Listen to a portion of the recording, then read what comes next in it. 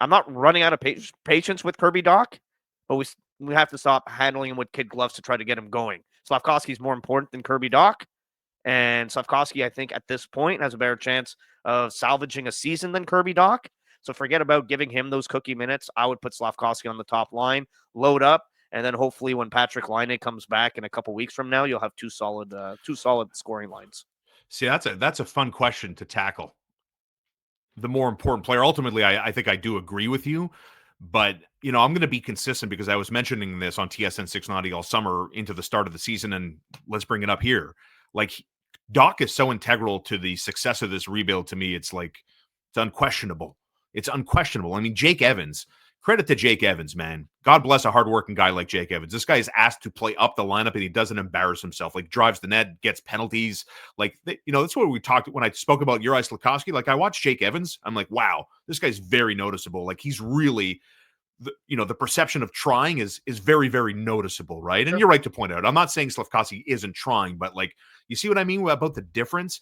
And he's asked to play up, and he does such a good job. He did that last year, too, when all the injuries derailed the team again. And when I look at Kirby Dach and getting this rebuild out of the rebuild conversation and into contending conversation, I mean, the what ifs, like, what if he hits? Great. The what if he doesn't is now what? Like, they're I don't want to say back to square one, but like, they can't acquire the guy they need via trade, right? He has to come via the draft. And, I mean, you look at players, Fowler or Hage, I mean, we're talking 4 years, 5 years away from these guys being like good, hopefully good players that matter to the team's success, right? No doubt. I mean, Hage would be the guy specifically, right, when you're talking about the center ice Right. position. And another Yeah. great game for him last night with Michigan. I mean, he's been tearing it up. He's been a great story, and looks like, for where they got him in the draft in the middle of the first round, might have a bit of a steal there on somebody who drops. So that's all positive with some of the prospects. But I mean, you look at the timeline, and especially the way Canadians tried to accelerate the timeline a little bit with their acquisitions. When Hage gets here, you say 5 years, and that's maybe being a little bit conservative. Maybe we can push it to 3 years. But if it is 5, which I think maybe is more likely, where is Nick Suzuki at in his career? Where is Cole Caulfield at? Those guys are 5 years now into the future. You're looking at that 8-year contract with Nick Suzuki having 2 years left when Hage is just ready to establish himself as the second line center. So it just kind of completely hinders your timeline.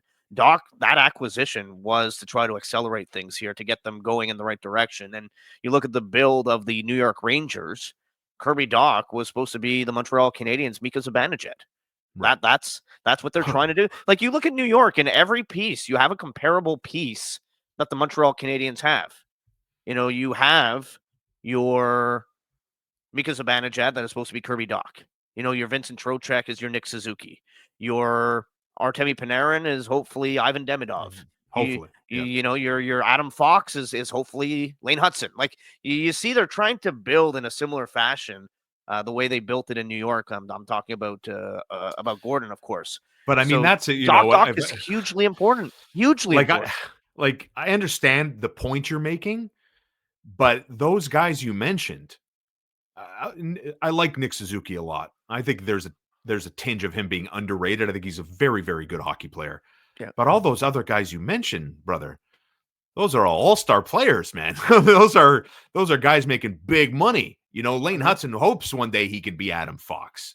I mean, Ivan Demidov, kind of like when the Maple Leafs make the playoffs, show me you can do it and then I'll believe you. You know what I mean? So I understand the point you're making, but it's I wonder about the Rangers model sometimes because of how, I don't want to say they fell into. I mean, they kind of fell into some of those guys, didn't they, Mitch?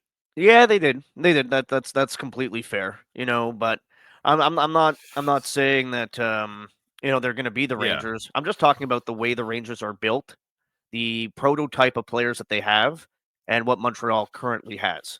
But to circle back to Kirby Dach, I mean, that's disastrous if if he doesn't pan out, because then you're really searching for answers, and you might actually have to become a little bit desperate to make a move that maybe you don't want to make.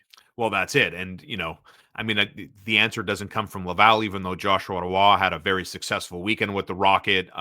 He's lighting it up. And speaking of lighting it up, Jacob Fowler is off to an unbelievable start. So, if we fall back to some of the prospects, some of the players that we're talking about that Canadian fans could enjoy seeing in the next 3 to 5 years, I mean, that's definitely a talking point. And I want to wrap up Saturday's 6-2 loss with this point. Brendan Gallagher, my friend, fantastic game again. And to me, leading by example. I know the pace that he's on, the points projected and the goals scored, projected over 30-goal campaign. He was on projected pace for 36, 38 goals at this time last week. But again, I don't know if the reason why Gallagher, and to me, even Josh Anderson, who never sees the power play, not even Yoel Armia gets out on the power play. But Josh Anderson never sees the power play. But I'm just curious, do you think Anderson and Gallagher have looked consistently good because they're just tasked with work hard, play good defense, be responsible? If the points or goals come, man, that's a bonus, but we're not counting on it. Because that's kind of how I see Gallagher's season unfolding. Go work hard, be the Gallagher. If the goals come, great. If they don't, just work hard and you're going to cover yourself. Yeah, I think it's a matter of expectations, and listen, the problem with those two guys is not how they play hockey. Yeah. The problem is they combined to make $11 million. But if you can put that aside, and I'm able to put that aside, number one, it's not my money. I'm not spending $11 million on those two players. And It's number already two, paid out. yeah.